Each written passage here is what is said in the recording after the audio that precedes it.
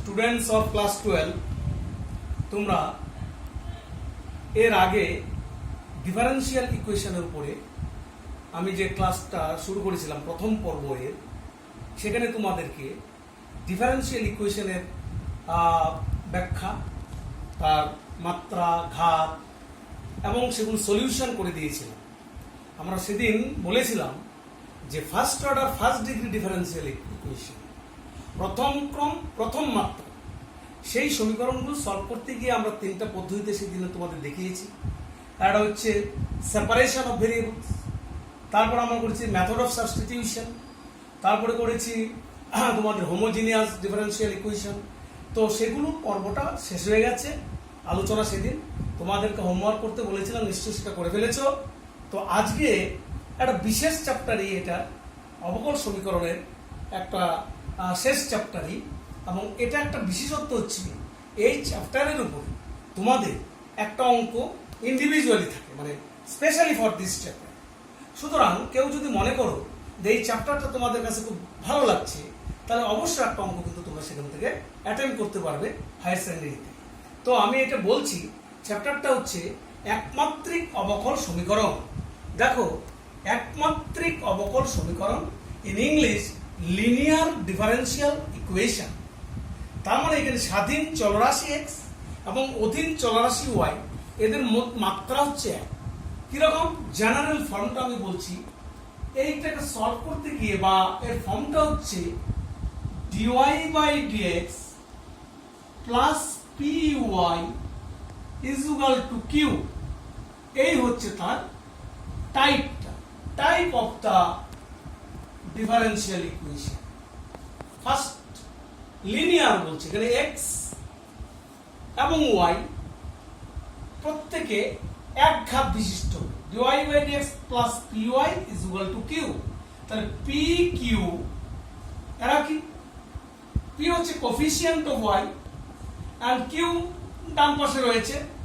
P Q এরা x এর অপেক্ষক, এক্স এর অপেক্ষক বা ধ্রুবক হবে, কনস্ট্যান্ট, ধ্রুবক। তাহলে কি মনে রাখতে হবে? P and q are the functions of x only or constant.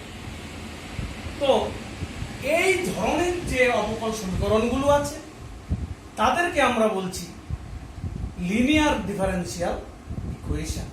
তোমরা দেখবে এর আগের যে সমীকরণগুলো আমরা সলভ করেছি, ডান পাশটা কিন্তু জিরো ছিল, এবার ডান পাশটা রয়ে গেছে এক্স এর অপেক্ষক বা কনস্ট্যান্ট আসবে। তাহলে এই ধরনের অবকল সমীকরণের সেটা হচ্ছে স্পেশালি লিনিয়ার ডিফারেন্সিয়াল ইকুয়েশন। তা এটাকে আমরা সলভ করতে গিয়ে তার কিছু থিওরিটিক্যাল ব্যাকগ্রাউন্ড তোমাদের আলোচনা করব। কিরকম দেখো, আজকে যদি এটা ডান দিকটা জিরোই ধরি আমি, এখন মনে করো dy by dx py is equal to 0, এটাকে সলভ করব। এক নম্বরটা ডান দিকটা জিরো ধরে নিই, এখানে কি বের করবো? তাহলে dy বাই y, ওটা যদি ওইদিকে নিয়ে যায় মাইনাস পি dx। আমরা যদি আগের মতো সেপারেশন অফ ভেরিয়েবলস করি, এইবার যদি এদের ইন্টিগ্রেশন করি, dy বাই y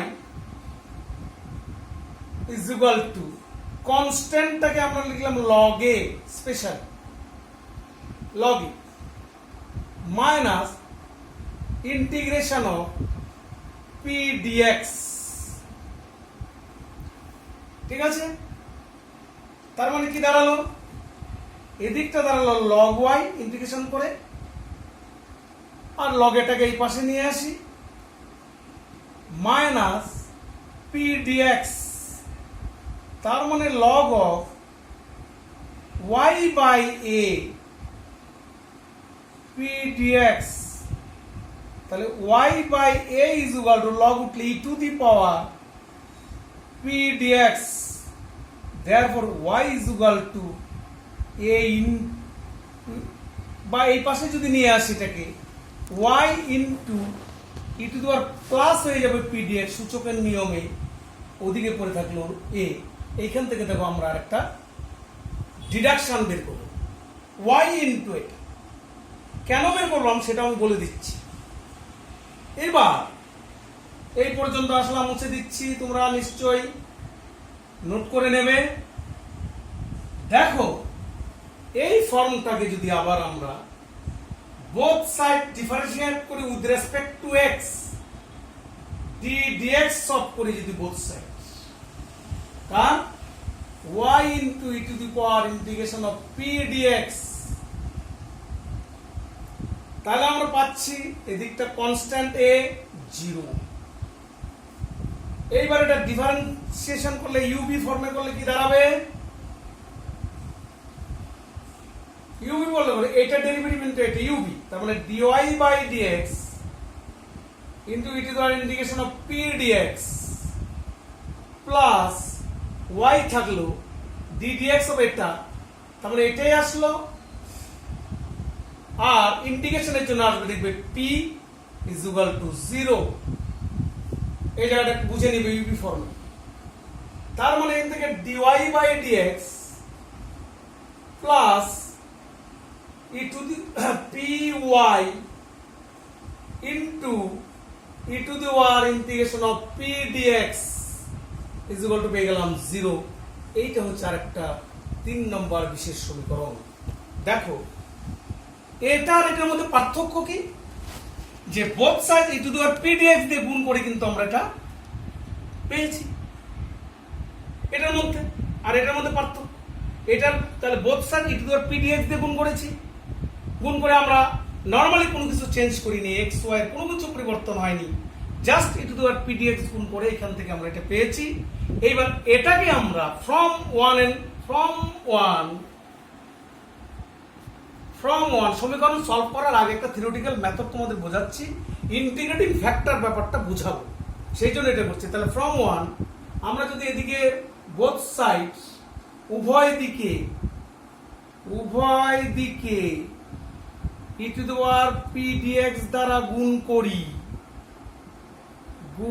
করি, তাহলে আমরা কি পাবো, এটা পাবো, এটা তাহলে dy by dx plus py into e to the power integration p dx equal to q into integration e to the power integration p dx এটা পেলাম। তাহলে দেখো যে এটা যেটা আমরা করলাম, তার মানে এটা মানে কি, এটা মানে হচ্ছে তোমাদের d dx of y into to the power p dx, এটার বদলে আমরা এটা লিখতে পারছি, এটা মানে এটা, তার মানে d dx of y into the power integration of P dx এখান থেকে, তার মানে এটা is equal to q into E to the power p dx. তাহলে এইবার যদি আমরা ডি ডিএক্সটা উঠিয়ে দেই, তাহলে y into E to the power integration of P dx is equal to পেলাম integration of Q into E to the power integration of P DX plus একটা constant, এই হচ্ছে নাম্বার 4। লক্ষ্য করো আমি কি ডিডাকশন করলাম, তাহলে এটা মানে এটা বাদিকটা, এবং এটার ভ্যালু হচ্ছে এটা, তার মানে এটার বদলে আমরা এটা বসিয়ে দিলাম। তাহলে কি পেলাম, লাস্ট আমি কি পেলাম,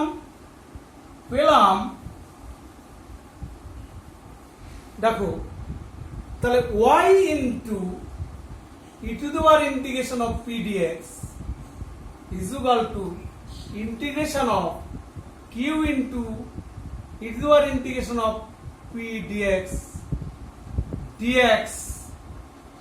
এখানে আবার একটা ডিএক্স হবে, ডিএক্স প্লাস সি, এই হচ্ছে এর সলিউশন।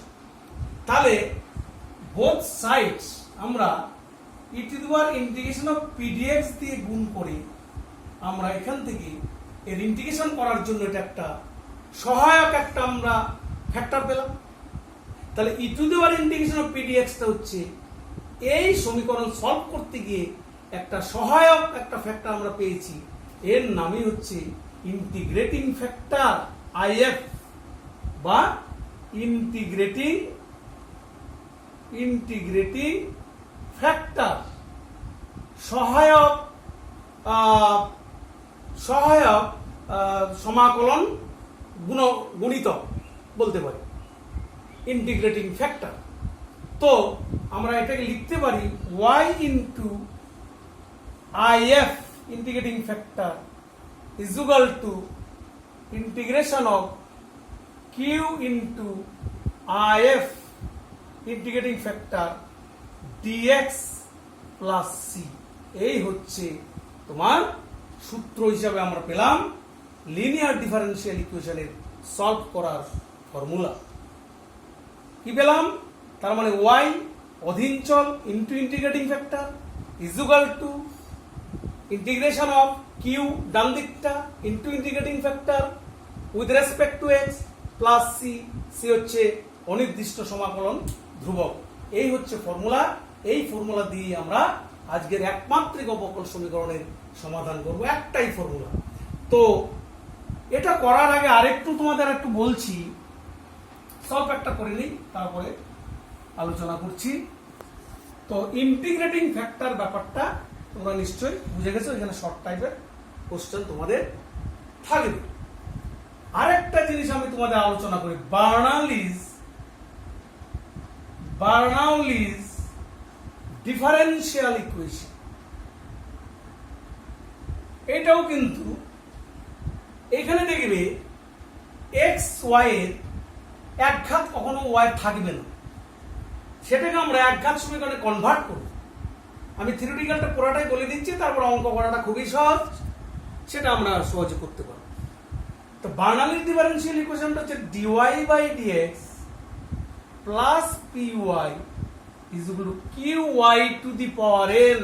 এই টাইপের থাকে, এটা যেরকম q তার সাথে y to the power n, এর পাওয়ারটা একের বেশি ঘাত, তাহলে লিনিয়ার ফর্মে এটা নেই, সেটাকে লিনিয়ার ফর্মে আমরা নিয়ে এসে তারপরে এখানে যে নিয়মে আমরা ইন্টিগ্রেটিং ফ্যাক্টর বের করে সলভ করব, সিস্টেম তোমাদের সূত্রটা দিয়েছি, সেইভাবে আমরা সেটাকে সলভ করব।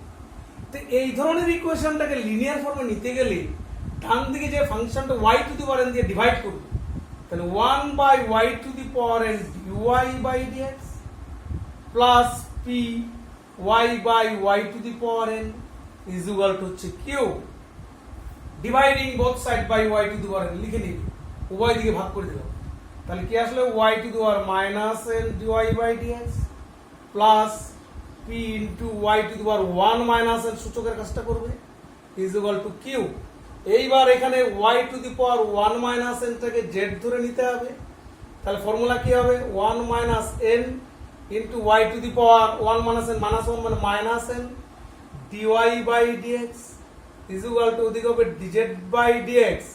তাহলে y to the power minus n dy by dx কি দাঁড়ালো 1 by 1 minus n dz by dx। এবারে চেঞ্জ করো, তাহলে 1 by 1 minus n dz by dx plus p into এটাকে ধরেছো z is equal to q। এবার 1 মাইনাস n দিয়ে গুণ করে দাও, dz by dx plus p into 1 minus n z is equal to q into 1 minus n 1 minus n। এই হচ্ছে number 3। যদি এখানে দেই এইটা আর এটা কিন্তু আবার একই টাইপ হয়ে দাঁড়াবে, dy by dx plus py is equal to q। pq এখানে দেখো লিনিয়ার ফর্মে চলে আসলো, তখন y এর পাওয়ার যদি 2 3 4ও থাকে, কিন্তু এই ফর্মটা কিন্তু x y এর একই ঘাত চলে আসবে। এটা হচ্ছে বার্নাউলিজ ডিফারেন্সিয়াল ইকুয়েশনকে লিনিয়ার ইকুয়েশনে নিতে গেলে তার ডান দিকে যে পাওয়ারটা থাকবে সেটা দিয়ে ভাগ করে নিয়ে তারপর সেটাকে রিডিউস করে নিতে হবে, সমীকরণটাকে পরিবর্তন করে নিতে হবে লিনিয়ার ফর্ম। এইবার আলোচনা হয়ে গেল, কখন এই ফর্মে থাকতে পারে অঙ্ক, কখন এই ফর্মে থাকতে পারে। এটা থাকলে এই ফর্মে নিতে গেলে কি করবো সেটা বুঝিয়ে দিলাম। এবার একটা অঙ্ক তোমাদের সলভ করে দেখাই, বাকি অঙ্ক তোমরা নিজেরা বাড়িতে করবে, দেখবে খুব ইন্টারেস্টিং এবং এগুলো করেও দেওয়া আছে। ঠিক আছে, একটা অঙ্ক তোমাদের জাস্ট করে দেখাচ্ছি, অঙ্কটা লিখছি, তোমরা একটু লিখে নাও। cos square x dy by dx solve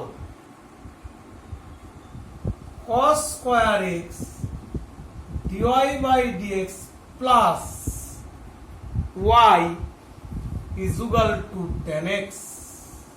এটাকে সলভ করে একটা সিম্পল অঙ্ক নিয়েছি। এটা বড় কথা না, আলোচনাটাই বড় কথা, তোমরা নিজেরা নিশ্চয় করে নেবে। দেখো এই ফর্মে তো নেই, তাহলে cos স্কয়ার x টা ফ্যাক্টরটাকে দিয়ে ভাগ করে দাও both sides. dy by dx plus y into cos square দিয়ে হলো sec square x, sec square x, এদিকে থাকলো tan x into sec square x। এইবার যে টাইপটা আসলে এখান থেকে পরিবর্তন হয়ে এটা হচ্ছে লিনিয়ার ডিফারেন্সিয়াল ইকুয়েশন এই ফর্মে। এখানে p ইজ ইকুয়াল টু তোমার হচ্ছে sec square x, q is equal to হচ্ছে তোমার tan x into sec square x। তাহলে both are function of x, তাহলে যা আলোচনা করেছি তার সাথে মিলে গেল। তাহলে সলভ করতে গেলে আমরা এখানে ইন্টিগ্রেটিং ফ্যাক্টর বের করব।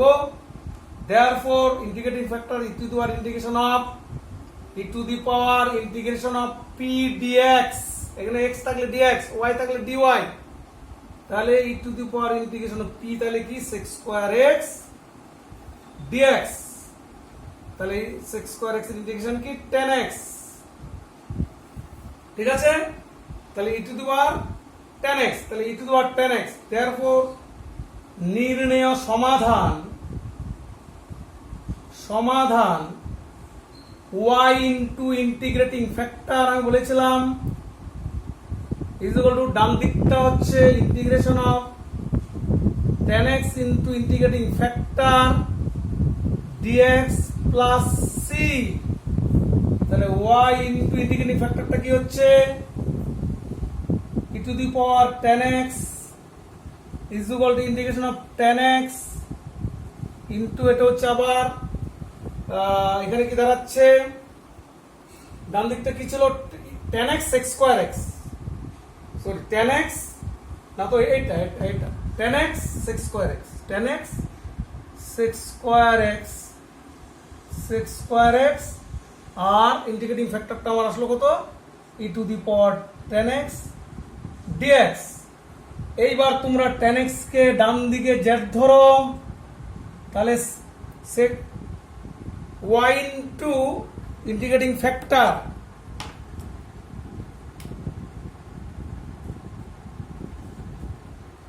তাহলে tan x কে z ধরি।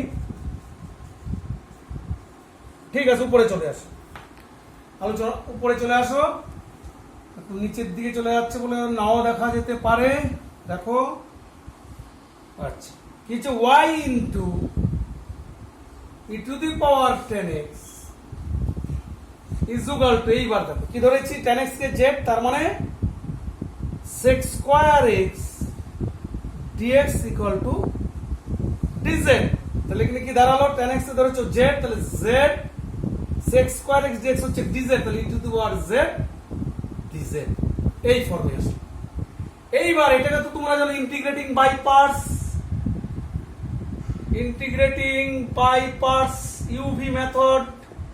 তাহলে u কাকে ধরবো, এটা v, এটা লেট ফর্মে আইলেট ফর্মে, তাহলে u integration of v dx minus integration of d dz of z integration of e to the power z dz whole dz।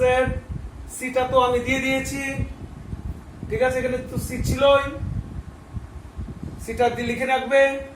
তাহলে z e to the power z minus এটা তো 1, এটা e to the power z তো e to the power z হবে, তার আবার dz plus c। তাহলে z e to the power z minus e to the power z plus c। তার মানে দেখো এবার তাহলে আমরা কমন নিয়ে নিচ্ছি e to the power z টা, এটা চলছে দিকে y into the power tan x or করে লিখবে। তারপরে or this equal to e to the power z into z minus 1 plus c। এবার z এর মান হচ্ছে কাকে ধরেছিলাম, tan x কে ধরেছিলাম না, tan x equal to z। তাহলে এটা বসিয়ে দাও e to the power tan z tan x, এদিকে ছিল y into e to the power tan x আর হচ্ছে tan x minus 1 plus c। এবার e to the power tan x দিয়ে ভাগ করতে পারো, তাহলে y equal to tan x minus 1 plus c e to the power minus tan x। এই হচ্ছে তোমাদের সলিউশন। ঠিক আছে। এইভাবে আরো অনেক অঙ্ক রয়েছে। তোমরা বা আজকে সময় নেই, বার্নলিস্টটা পরবর্তী সময় দেখাবো, সেটাও তোমরা দেখে নিবে, বই পড়ে দেওয়া আছে। ঠিক আছে, থ্যাংক ইউ।